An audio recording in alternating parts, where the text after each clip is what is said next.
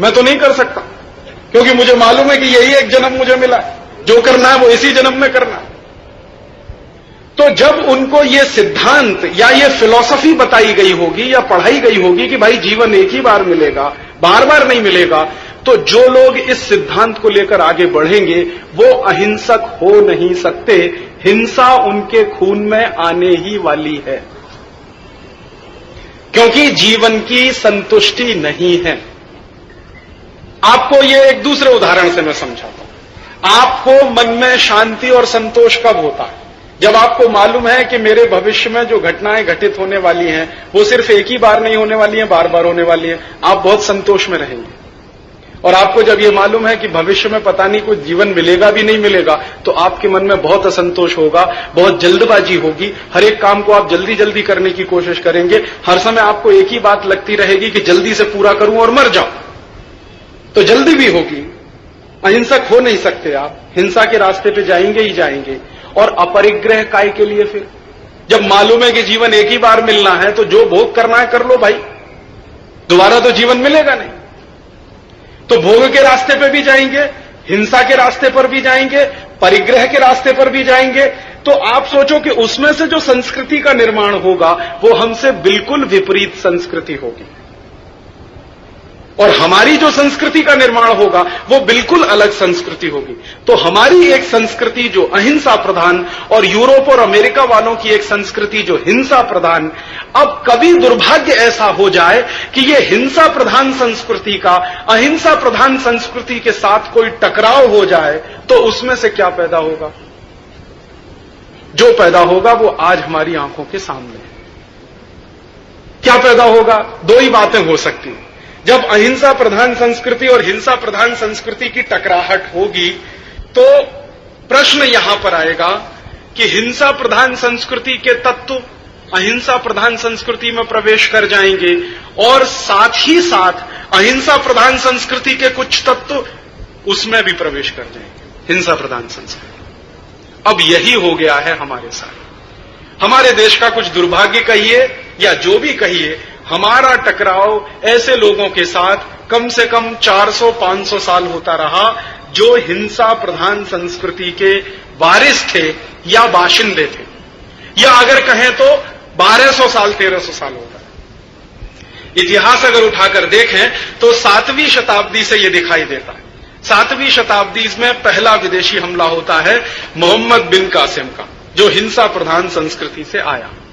फिर 10वीं 11वीं शताब्दी में हमले होते हैं महमूद गजनवी के, जो हिंसा प्रधान संस्कृति से आया। फिर नादिर शाह, तैमूर लंग या अहमद शाह अब्दाली, या फिर उसके आगे चलते जाइए तो बाबर, फिर बाबर के आगे उसके खानदान के लोग, ये सब हिंसा प्रधान संस्कृति वाले।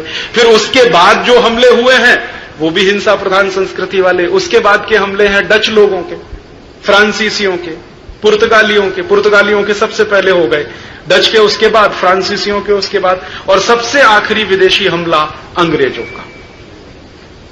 अब देखिए क्या होता है, हमारी हिंसा प्रधान संस्कृति नहीं, चूंकि हम अहिंसा प्रधान संस्कृति हैं, इसलिए हमला हम करने तो जा नहीं सकते, क्योंकि हम तो आत्मा की बराबरी की बात करते हैं ना। हम तो कहते हैं आत्मा तो उनमें भी है, और हम कहते हैं कि काहे को अपने ऊपर पाप लेने का, ये अंग्रेजों को मार के। तो हम तो पाप ले नहीं सकते अपने ऊपर, तो हम तो हमला करने जा नहीं सकते, इसलिए हम कभी हमलावर नहीं बने।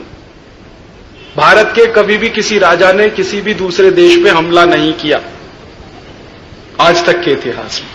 दूसरे राजाओं ने हमारे ऊपर हमले किए क्योंकि वो तो हिंसा प्रधान संस्कृति वाले, तो हमले हमारे ऊपर हुए, हम किसी पर हमला करने नहीं गए।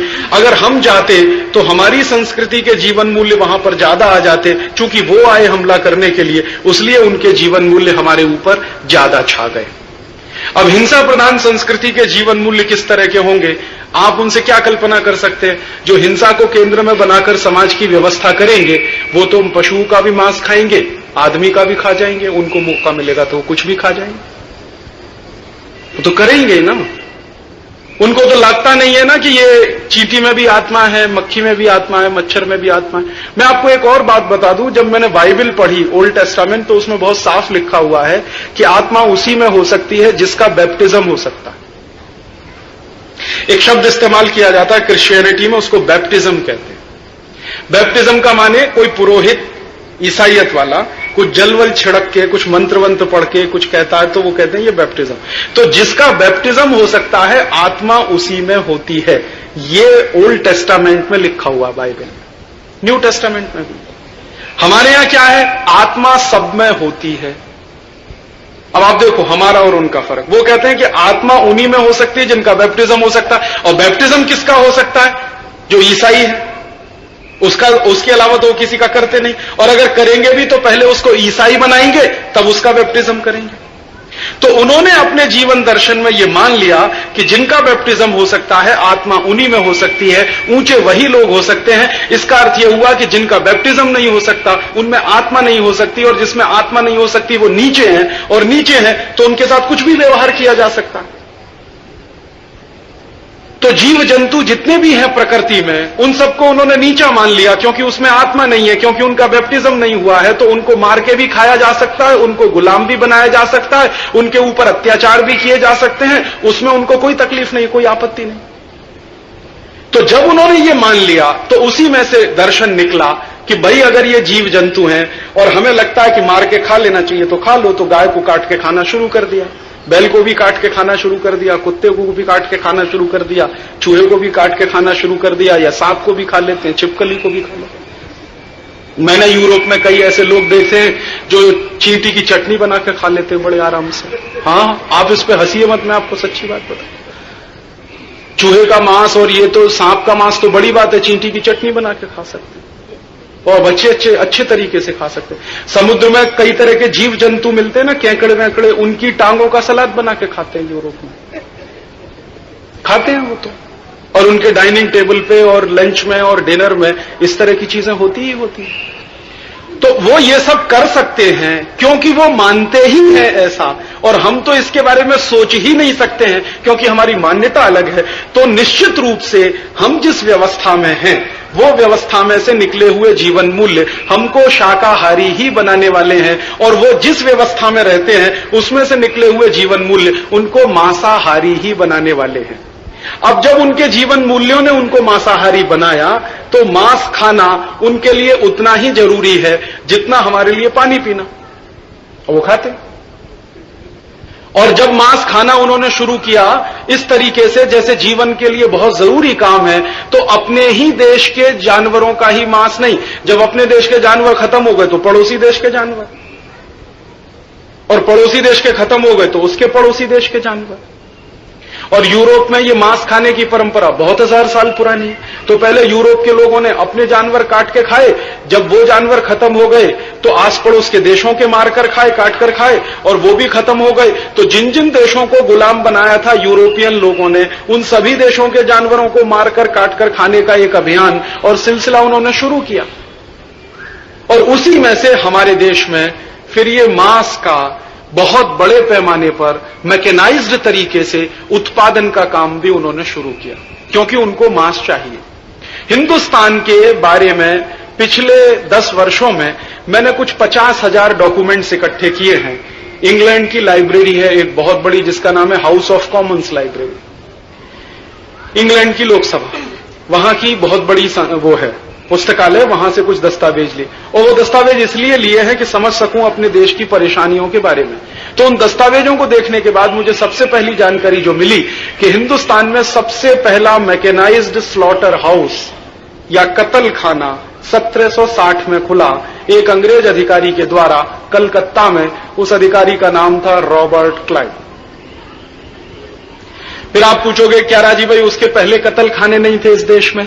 1760 के पहले के दस्तावेज मैंने इकट्ठे किए तो उनसे यह पता चलता है कि कत्ल खाने नहीं थे, लेकिन जानवरों का कत्ल होता था। कत्ल खाने तो नहीं थे लेकिन जानवरों का कत्ल होता था। गांव में किसी ने मार के खा लिया, बकरे को, बकरी को, भेड़ को, वगैरह वगैरह, किसी को भी। कहीं किसी ने पशु मार के खा लिया, कोई पक्षी मार के खा लिया, ये चलता था। लेकिन कत्ल खाने जैसी कोई चीज 1760 के पहले नहीं थी। हां, हिंदुस्तान में ऐसी भी व्यवस्था थी कई राज्यों में, जिनमें से एक राज्य का मैं जिक्र करना चाहता हूं, जम्मू कश्मीर, जहां पर डोगरा राजाओं का बहुत लंबे समय तक शासन चलता रहा। और आप जानते हैं डोगरा राजा पंडित सब थे।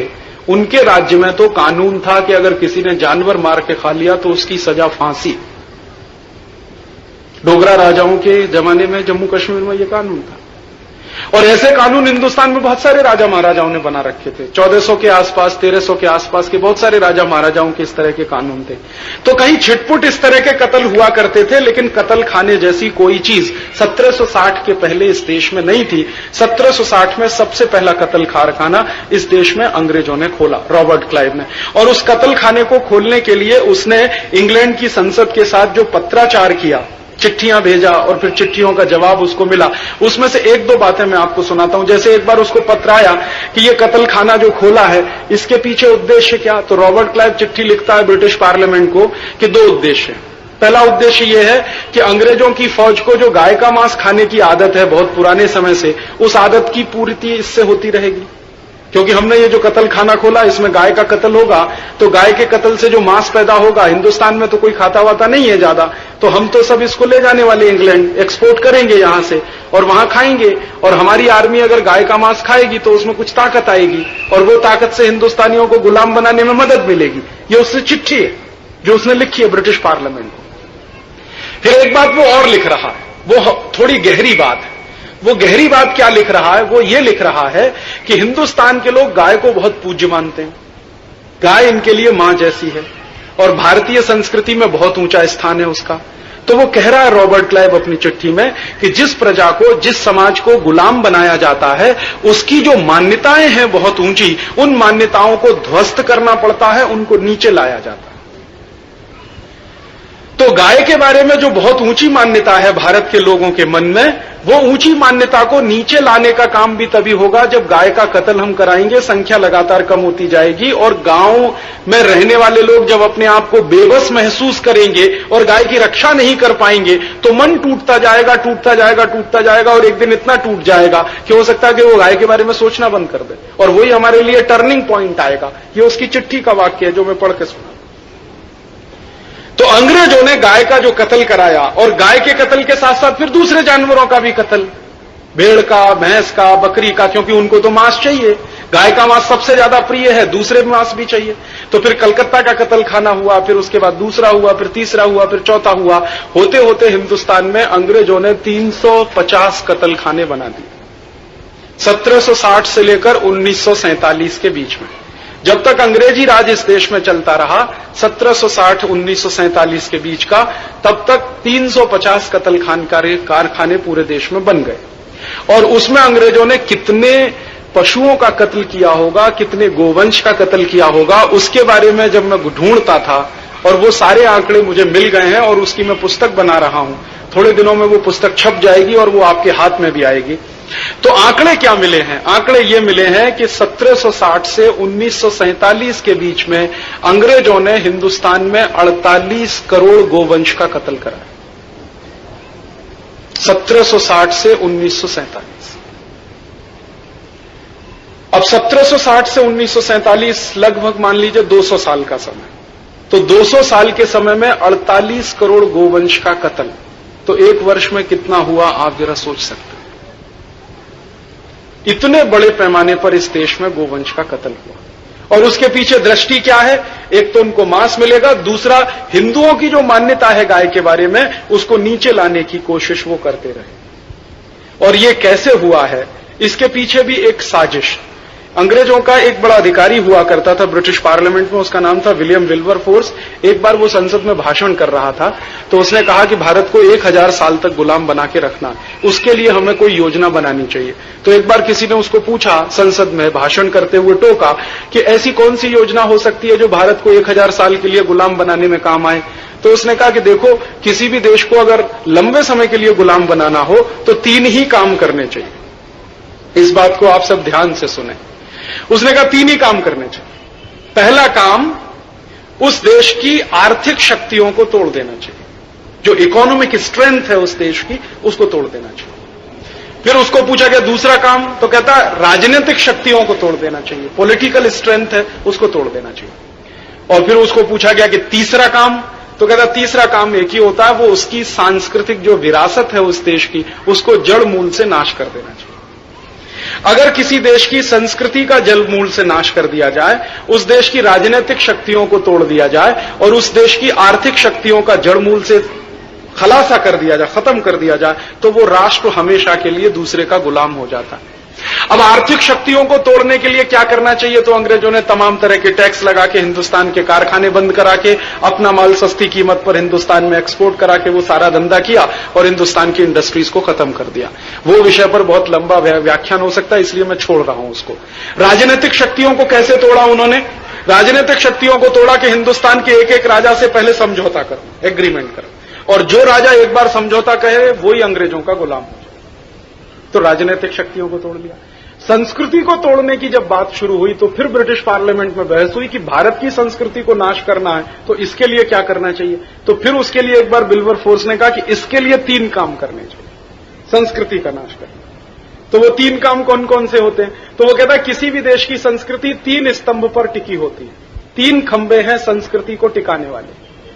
पहला खंबा है विचार। आपका विचार क्या है, जीवन का दर्शन क्या है? जैसे हमने कहा ना, अहिंसा, ये हमारा जीवन दर्शन है, इसी में से विचार निकलेंगे। तो पहला खंबा होता है विचार। दूसरा खंबा होता है आचार। उस विचार को धारण करते हुए जो आचरण हम करते हैं वो दूसरा खंबा, आचार। और तीसरा और आखिरी खंबा होता है वो है आहार।